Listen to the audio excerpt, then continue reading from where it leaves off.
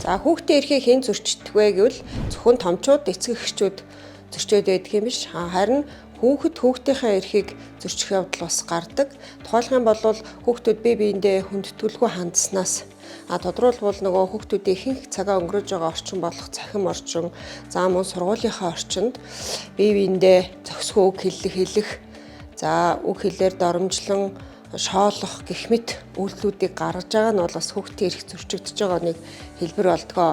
За тухайлбал манай хаан улс дүүргийн прокурорын газарт гарч хянан шийдэрлэгдсэн хэргийн жишээг татахад ахлах ангийн сурагчид хичээлийн завсарлагаанаар ангидаа байж байхдаа нэг сурагч нөгөө сурагчийг нутаг усныхын нэршил болон үнц угсаагаар нь ялгуурлан шоолж доромжилсан үг хэлхийг удаа хэлснээс олж тухайн сурагчийн төвчээр алдагдан урандаа үг хэлсэн сурагчийг очиж цохиж гэмтэл өчрүүлсэн хэрэг гарч шийдэрлэгдсэн. За миний хувьд ч гэсэн ахлах ангийн хүүхэдтэй ээж хүний хувьд бол хүүхэд өөрөө хүүхдийнхээ эрхийг зөрчихгүй байх ёстой маа гэдгийг бас зааж зөвлөж сургадаг. За ер нь бол хүүхдийн эрхийг зөвхөн томчууд, эцэг эхчүүд хамгаалж байдгаас гадна хүүхэд бие биедээ хүндэтгэлтэй хандан биенийхээ эрхийг зөрчихгүй байх нь бол чухал юм аа. За иймээс эцэг эхчүүд та бүхэн энэ сэдвээр цаг гаргаж хүүхдүүдтэйгээ ярилцж байхыг хаан улс дүүргийн прокурорын газраас зөвлөж байна.